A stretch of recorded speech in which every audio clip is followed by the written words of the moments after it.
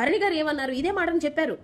ఇమాన్యుయల్ అనే person big boss కావచ్చు, Jabardasth stage మీద కావచ్చు, సమ్ కామెడీ స్కిట్స్ స్టేజ్ మీద కావచ్చు, ఆయన ఎన్నో స్టేజ్ ప్రోగ్రామ్స్ చేసి వచ్చిన పర్సన్, నార్మల్ పర్సన్ కాదు.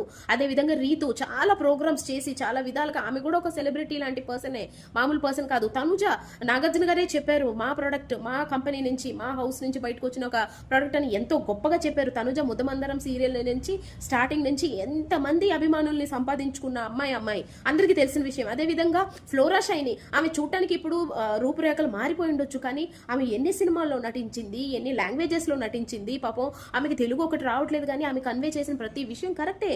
అదే విధంగా ఈవిడ సంజన, ఆమె చేసే కొన్ని పనులు ఇరిటేషన్ అనిపిస్తాయి, చిరాగ్గా అనిపిస్తాయి, కానీ ఆమె ఏం తక్కువ కాదు కదా.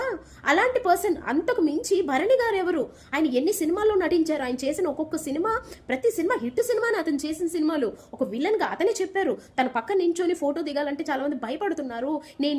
నేను సినిమాలో ఉండే ఒక విలన్ అంటే బయట కూడా నన్ను ఒక విలన్ లాగా చూస్తున్నారు, నేను అది కాదు అని చెప్పడానికి వచ్చానండి అన్నారు. కాదని లేదు, బట్ ఎవరైనా అక్కడ ఉన్న ప్రతి ఒక్కరు భరణి గారు పక్కన నించొని ఒక సెల్ఫీ ఇవ్వండి సార్ అనే రేంజ్ లో ఉన్న పర్సన్సే అక్కడ ఉన్నోళ్ళు.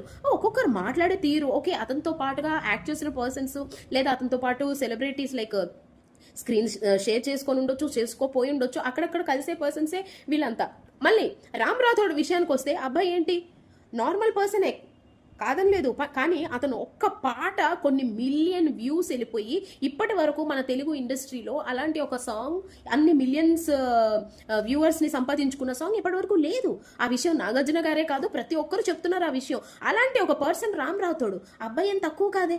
మీరు జస్ట్ కామనర్స్గా వచ్చారు, మీకు ఎలాంటి బ్యాక్గ్రౌండ్ ఉందో మాకైతే తెలీదు, కానీ ఒక కామన్ పర్సన్ రావాలి అని కోరుకునే వాళ్ళల్లో కామన్ పర్సన్స్ రావాలనుకునే ఆడియన్స్ మేము. సో ఆడియన్స్ ఎలా అనుకోవాలి, ఎస్ మనం అనుకున్న కామన్ పర్సన్ వెళ్ళిన తర్వాత ఎంత బాగుంది అనిపించుకునేలా ఉండాలి, కానీ ఇదేంటిది చిరాకుగా రోత పుట్టిస్తూ చాలా చిరాకు అనిపిస్తుంది చూస్తూ ఉంటే. మీకు ఏమనిపిస్తుందో మీరు కూడా కామెంట్ చేయండి ఫ్రెండ్స్. నాకైతే చాలా చిరాకుగా ఉంది వీళ్ళందరినీ చూస్తూ ఉంటే.